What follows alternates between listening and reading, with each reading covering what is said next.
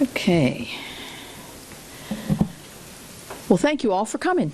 And thank you, Senator Ricketts, for not just this particular topic, but Senator Ricketts is a particularly active member on the EPW committee. And I appreciate that, because I know you know it, being a former governor, probably better than some others. So interesting developments, some of them topical today. And some of you all have heard me talk about this, but I think this should be an outrage, really, to every tax-paying citizen. We're talking about the Inflation Reduction Act, which is almost 2 years old as of this August. And it also, I noticed in the president's schedule that he was getting briefed on the Inflation Reduction Act, so I'm sure he got this briefing while he was being briefed on the Inflation Reduction Act, which we have renamed Invest in Radical Activities Act, because that's what this is about. So we've really been digging into who is getting these massive amounts of grants through the EPA. There's $3 billion in the Inflation Reduction Act, the IRA, that will go for different climate kind of buckets. And in our investigation, we found that a lot of this money that's going out really has little to do with the environment and a lot to do with funding groups that are basically engaged in what I characterize as anti-American activities. They're anti-American, anti-Semitic, anti-Israel, anti-police, and anti-border security. So the first one I'm going to go to is, and before I do that, I'm also going to say that Vice President Harris, who is now the nominee for the Democrat presidential race, is quoted here. "I've put equity at the center of our nation's largest investment in climate in history to reach the organizations that know their community best." That's what she said when they rolled out and actually named these organizations. And interestingly, today, there was a news article today saying that the green groups have now formed a coalition today, and guess who they're endorsing for president? Vice President Harris. So let's go over to the following one. I say follow the money because I think that's where you find out. The first one is climate justice. It's up on the top right-hand bar there, $100 million. They have glorified Hamas in a lot of their social media, on their websites and other things. And they think Israel has no right to exist. They're getting $100 million. This is a direct grant to them. The next one is the NDN Collective. Do you know them? Yes, they're a partner. Yes, they, on their social media, call the United States a so-called country, and also call for the defunding of the police and our United States military. Imagine that in these times right now. Next, we have two New York and New Jersey coalitions that are getting $50 million. They're actually going to be participating in granting $50 million. Their quotes are, "The border and concept of citizenship is racist, and wants no collaboration with federal immigration officials, and the ICE agenda is racist as well." Then we have the social and environmental entrepreneurs, $50 million. Again, abolish police, abolish prisons. The latest one, and these were all, those previous ones I'm talking about were all announced in December by the Vice President and named on the EPA's materials as they rolled them out through the press. The Ella Baker Center for Human Rights, the most recent funding was announced last week, is getting between $1 and $3 million, and they are actively advocating to defund police, decriminalize shoplifting, and abolish our prisons. So I think that that this uncovers quite a bit of the $3 billion. We're up to $200 million, actually a little bit more than that, if you count everything all in. And this is just the lack of accountability. The administrator of the EPA has been questioned about this. He says the money hasn't gone out. That was their first thing. Well, they haven't gotten the money yet. Now they're saying, well, we don't check out the partner organizations. So this NDN would be a partner organization as opposed to an actual grantee. So why aren't you vetting these people? I mean, this is taxpayers' dollars. And what do they have to do with telling people how to live and cope better and clean up their environment? So I think that we need to know that these are appalling to me and to many of us who work hard to make sure that we're not just paying our taxes, but we're also making sure that we're making good investments from the federal government. So what are we doing about it? Well, we're shining a light on it and urging the EPA to not disperse this money. And coincidentally, they haven't dispersed all of this money yet, so we'll see what happens. I pushed in the Appropriations Committee for more money for the EPA Inspector General, somebody to follow the money within the EPA, because they know best. An Inspector General would be able to do that.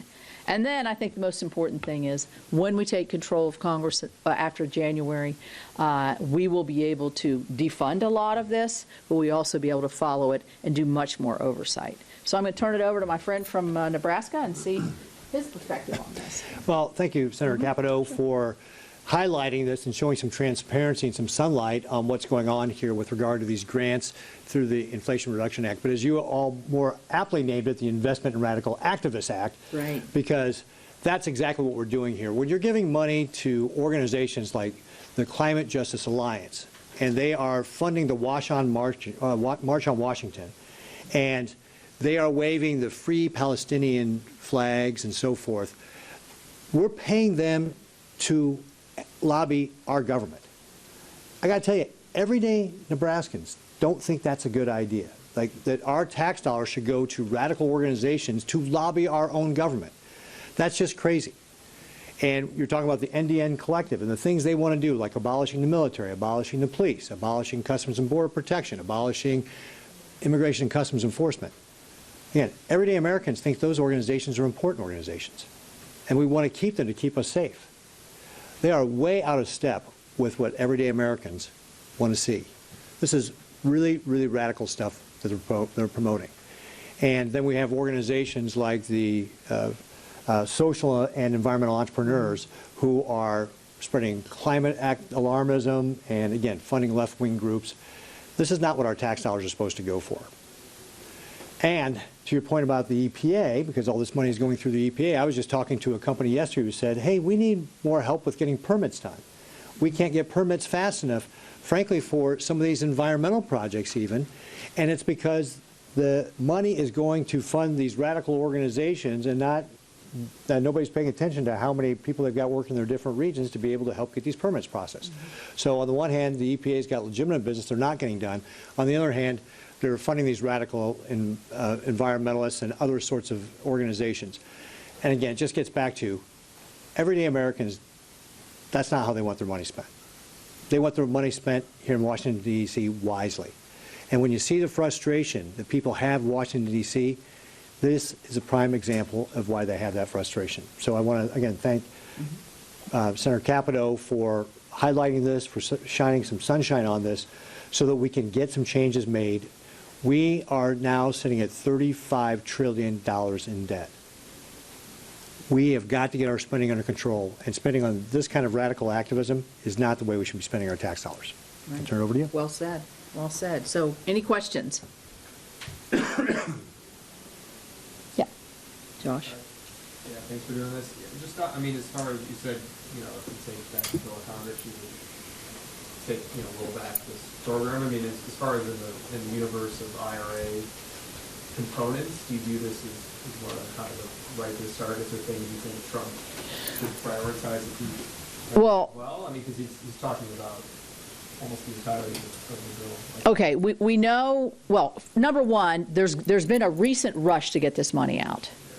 And that's because they know that there's a likelihood, we like to think a high likelihood, that the administration will change come November.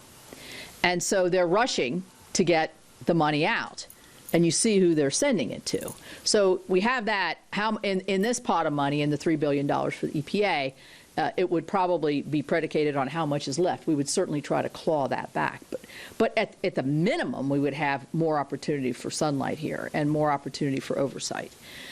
In terms of other parts of the IRA, I think some of the tax provisions, I mean, it was just such a bloated, Pete's talked about our debt. We talked about the inflation. everybody who knows anything attributes our inflationary rise over the last 2 years to this IRA and the bloated spending, and then cap that with the expansion of our debt. So I think this is something that would be a top priority for all of us. And I don't know if you want to say anything about what we could and would do. Yeah, I mean, when you look at partisan bills that are passed that include reckless spending, it's one of the things that's driving inflation. We've got to control that if we're going to get inflation under control. There's other things that we have to do, like being able to use our own energy resources to help bring prices down. But we've got to get the spending under control. And so if we have a new administration and a new opportunity, we got to be able to start reining some of this money in, especially when it's being wasted on radical political activities, which is not what the American taxpayer signed up for. Yeah. Do you feel like you have any recourse more immediately to try to figure out what these groups are doing with this money? Like, are you sending letters to EPA or the groups? Well, EPA is well aware of our extreme concern on this. I mean, here's a small victory. Climate Justice Alliance redid their website and took all that down. I mean, what is that? Oh, is that okay now? I mean, so I feel like our voices are being heard, at least in a small way. No response from the administration at all, no response from the administrator on this. And so right now, I think our best path is to just shine a light on it and talk about it. And this isn't going to be the end of this. I think this is just the beginning. Yes? So in the past, in response to your investigation of these groups and uncovering what exactly they stand for, the EPA has said, political message or political beliefs are not in our criteria. They don't play a role in how we choose and how we score these grants. And they've also said that the specific money of the grants that are pending or go out can't be used for messaging activities. It can only be used for this specific purpose that's outlined. I have a response, but do you want to? Go ahead. You want to go first? Well, I mean, common sense tells you, if you have $100 million coming into your nonprofit organization, and you have certain political beliefs that you've been espousing all through your existence, not just in your social media, but for years, that to say that you would never use that money to be guided towards anti-police or what happens? It frees up the anti-police money, so you have more anti-police money. I mean, that just makes sense to me. If somebody's going to get $100 million, you're going to have much more to do your political events or your political espousing through that. And there's no coincidence that just today they've announced they're going to endorse the person who announced them. And the EPA administrators, I like him, but his response to this has been very, very deficit. He told the House members, when questioned about this, because they got the information from us, he told the House members, well, they haven't gotten it yet. Well, why are you putting a press release out that these are the people that are going to get it, these are the organizations that are going to get it, if you don't intend to actually give them the money? I mean, that to me is either at the least sloppy or at the most deceptive and, oh, you kind of got caught being unaware or tried to slip something through. So I don't know. Yeah, I would just build upon that. Money's fungible, right? You can move money around. And so if you've got money that covers administrative expenses, you're paying part of the rent, that part of the rent means that you don't have to go out and raise the money to do your political activities, right? So the money's fungible. The other thing I'd point out is that there's been such a lack of diligence from the EPA that allows the money to go to these groups. Why would we have any confidence that they're doing any sort of audit to make sure the grant money is being spent in the way that it's supposed to be spent? I don't have any confidence the EPA is checking up on these groups after even just seeing the groups that they've gone to. So zero confidence that the EPA actually knows how this money is being spent. And do you believe that when they say that political affiliation or messaging has nothing to do with their criteria, it's not involved? I would say I would question that back and say, why are we paying for any political activity? It should be a criteria. You should say you cannot have this if you are going to, lobby the federal government with the money that we're giving you. right? And again, unless you're actually auditing to find that out, we can't have any confidence in that. I mean, I'll go back to what I said earlier.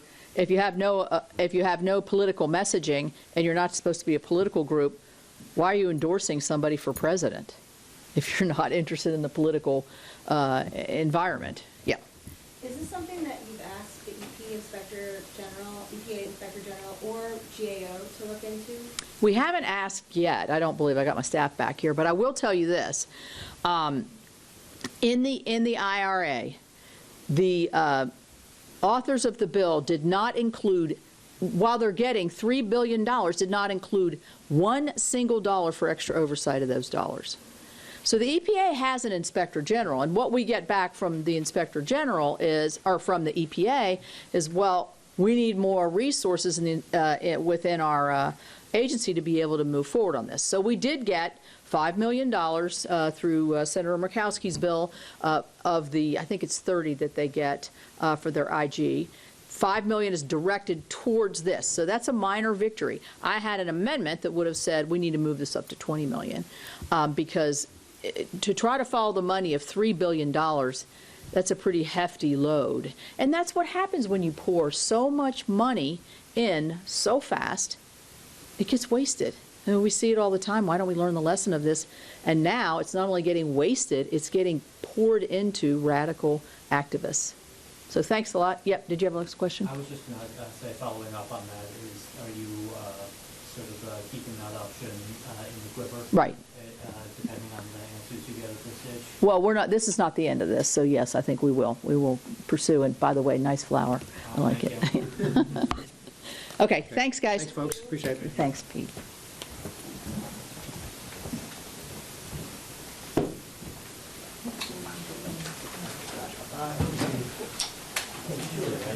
Hey, Zach, how are you? Nice to meet you. No, you are. Are you with the Hill? I am, Oh, yeah. All right, I there we go.